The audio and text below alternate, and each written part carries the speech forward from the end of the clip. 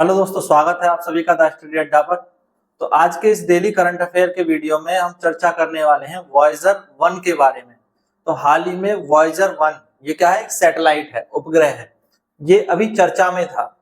अब ये क्यों चर्चा में था ये जानेंगे, और इसके बारे में जो हिस्ट्री है, ये कब छोड़ा गया था, क्यों छोड़ा गया था, क्या ये अभी काम कर रहा है, कैसा काम कर रहा है, इन सब चीजों पर बात करेंगे। तो वॉयेजर 1 जो सैटेलाइट है ये 1977 1977 में छोड़ा गया था। 1977 में इसको छोड़ा गया था। 48 साल हो चुके हैं इस सैटेलाइट को लॉन्च किए हुए। अब ये चर्चा में क्यों है, ये चर्चा में क्यों है, इसके बारे में बात करेंगे। तो अभी 5 सितंबर 1977 को वॉयेजर 1 को छोड़ा गया था। तो ये लॉन्च हुआ। ये एक रोबोटिक अंतरिक्ष यान है। रोबोटिक अंतरिक्ष यान है जिसको हमने छोड़ा क्यों था, छोड़ा था सौरमंडल से बाहर जाकर के जो स्थितियां हैं उनके अध्ययन करने के लिए। यानी सौरमंडल के बाहर जो है ये स्टडी करेगा, जिसे हम कहते हैं अंतर तारकीय अंतरिक्ष। अंतर तारकीय अंतरिक्ष यानी इंटरस्टेलर स्पेस। तो इंटरस्टेलर स्पेस के अध्ययन के लिए इसको छोड़ा गया था। और 1977 में, तब से 48 साल गुजर चुके हैं और ये लगातार जो है आगे बढ़ रहा है 48 साल से। और ये वर्तमान में इंटरस्टेलर स्पेस में ही है, वहीं पर ये अध्ययन करता है, वहां से रिपोर्ट्स भेजता है। 2025 में ही इसको 48 साल हो गए, ये मैंने आपको बता ही दिया। ये अभी भी कार्य कर रहा है, पर बीच में इसमें तकनीकी समस्या आई, तो तभी ये चर्चा में आया। तो अभी क्या आया कि ये तकनीकी समस्या के कारण चर्चा में आया, और ये 25 बिलियन किलोमीटर, यानी जिसे मैं कह सकता हूं 25 अरब से भी अधिक किलोमीटर की दूरी ये तय कर चुका है। अब समझना इस दूरी को, सूर्य जो है वो हमसे 15 करोड़ किलोमीटर की दूरी पर है। कितनी दूरी पर है? 15 करोड़ किलोमीटर की दूरी पर है। और ये 25 अरब किलोमीटर से भी ज्यादा दूरी पर पहुंच चुका है। एक तकनीकी खराबी आई थी इसमें, उसके बाद वो ठीक कर ली गई, अभी ये चर्चा में है। एक चीज के लिए और ये चर्चा में आया, इसने 25 अरब किलोमीटर दूर से आने वाले एक संगीत को भी पहचाना। वहां पर एक कोई जो है साउंड है, उसको इसने पहचाना, रिकॉर्ड किया है वो साउंड, क्योंकि इसके साथ में ग्रामोफोन भेजे गए थे, तभी तो वो पहचान सकता है, रिकॉर्ड कर सकता है आवाजों को। तो 2024 में इसमें एक तकनीकी खराबी आई थी, तब भी ये चर्चा में था। बाद में इसको सक्रिय करने में सफलता पा ली गई थी, ठीक है। और अभी इसने एक जो है साउंड रिकॉर्ड की, 25 अरब किलोमीटर दूरी पर एक साउंड रिकॉर्ड की। तो ये भी एक चर्चा का जो है कारण है। जब इसको छोड़ा गया था, देखो इसमें कितना ईंधन रहा होगा। सोचो कि आज तक ये जो है काम कर रहा है, 48 साल हो चुके हैं। तो ऐसा क्या सिस्टम यूज किया गया होगा फ्यूल का, जो आज तक ये सक्रिय है। तो इसमें जो यूज किया गया वो था रेडियो एक्टिव प्लूटोनियम। क्या यूज किया गया? रेडियो एक्टिव प्लूटोनियम को यूज किया गया। इस पर आधारित जो ऊर्जा का स्रोत है, तो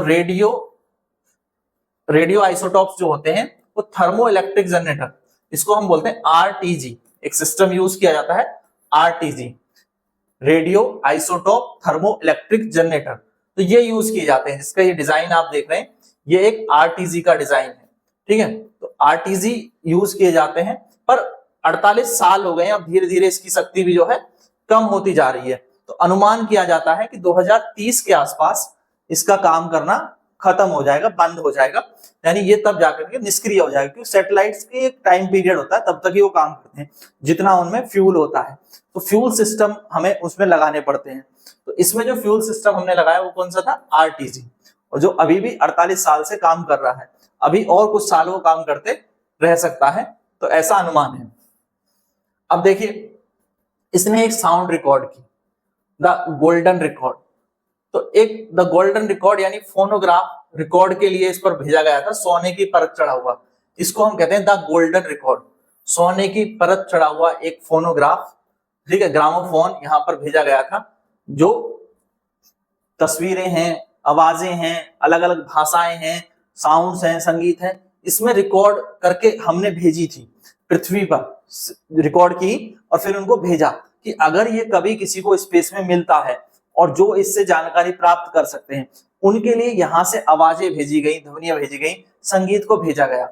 यहाँ से रिकॉर्ड की गई बहुत सारी भाषाओं में ज्वालामुखी, रॉकेट लॉन्च, हवाई जहाज, जानवरों की आवाजें, कई प्राकृतिक आवाजें, मानवीय आवाजें, उनको सबको रिकॉर्ड करके इस कैसेट में भेजा गया। तो ये बहुत एक इंपॉर्टेंट पॉइंट है कि इस सैटेलाइट के साथ हमने एक गोल्डन रिकॉर्ड, इस दुनिया में क्या हो रहा है, इस दुनिया में कैसे कैसी चीजें हैं, इस दुनिया का रिकॉर्ड एक काल्पनिक दुनिया के लिए भेजा गया कि कल को अगर कोई वहां उन चीजों को प्राप्त करे, जैसे हम कहते हैं एलियन की दुनिया, तो वो यहाँ की दुनिया की जानकारी ले सके। ऐसा जो है मानव सभ्यता ने एलियन की सभ्यता को अपना परिचय देने के लिए किया।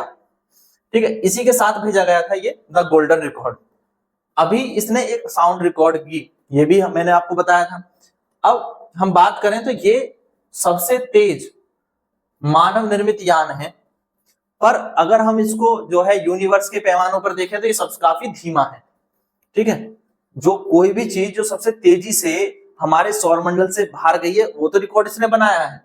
ठीक है, अब पर अगर हम वैसे देखें इसके सिग्नल्स को प्राप्त करने की क्षमता, या कोई जो ये हमें संदेश भेजता है वो हम तक कितनी देर में पहुंचते हैं, या हम इससे कम्युनिकेशन जब करते हैं तो उसमें कितना टाइम लगता है, तो कम्युनिकेशन के बेस पे और जो हमारे यूनिवर्स के जो और जो स्केल्स हैं उन पर हम देखते हैं ये काफी धीमा है, बट अपने हिसाब से ये सबसे तेज है अब तक। तो इसमें जो है सिग्नल आने जाने में लगभग 45 घंटे लग जाते हैं, यानी कम्युनिकेशन बहुत स्लो होता है इससे। पर ये फिर भी हमें जो है एक ऐसी दुनिया के बारे में जानकारी देता है जो आज तक जो है हमारी पहुंच से बाहर रही है। तो प्रत्येक प्रोब और मेमोरी की हम बात करें तो मोबाइल की तुलना में लगभग 30 लाख गुना कम है। इसमें जो मेमोरी के लिए जो छोटे छोटे उनको हम बोलते हैं प्रोब, तो प्रोब्स जो हैं वो आजकल के मोबाइलों की तुलना में 30 लाख गुना कम है। जो मैसेज आता है वो बहुत छोटा केबी में ट्रांसक्रिप्ट और बाइट्स में ट्रांसक्रिप्ट होता है। ठीक है, इंटरनेट की गति आज के दौर में हम 5G से कंपेयर करें तो 38,000 गुना धीमी है, यानी जो कम्युनिकेशन है वो बहुत स्लो है आज की तुलना में। अब आप देखो इसको हमने 1977 में भेजा था, है ना, तब तो इंटरनेट भी हम नहीं जानते थे। अगर मैं इंडिया में बात करूं तो इंडिया में 1995 में इंटरनेट आया। ठीक है, और इसको छोड़ा गया था 5 सितंबर 1977 को। तो उस समय के हिसाब से टेक्नोलॉजी अच्छी थी, बट आज के हिसाब से ये टेक्नोलॉजी काफी स्लो है, बट इसने अपेक्षाकृत बेहतर काम किया है।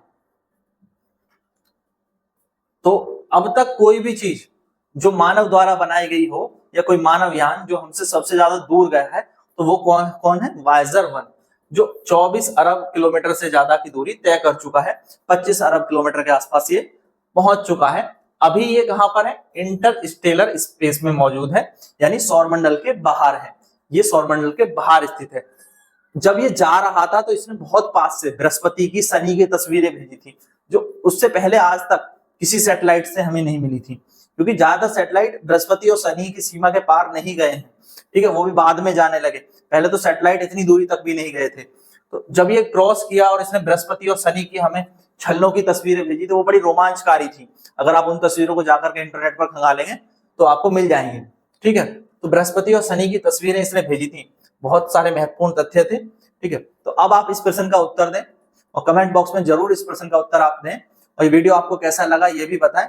वीडियो पसंद आया तो अपने सभी दोस्तों के साथ साझा करना ना भूलें, और बाकी जो हमारे सोशल मीडिया के लिंक हैं वो आपको डिस्क्रिप्शन में मिल जाएंगे और मैं फर्स्ट कमेंट में भी दे दूंगा। तो सोशल मीडिया के तमाम लिंक्स पर, फेसबुक पर, इंस्टाग्राम पर, ट्विटर पर हमें फॉलो कर लीजिए, जहां से आपको तमाम अपडेट मिलते रहते हैं। Thank you, thanks for watching.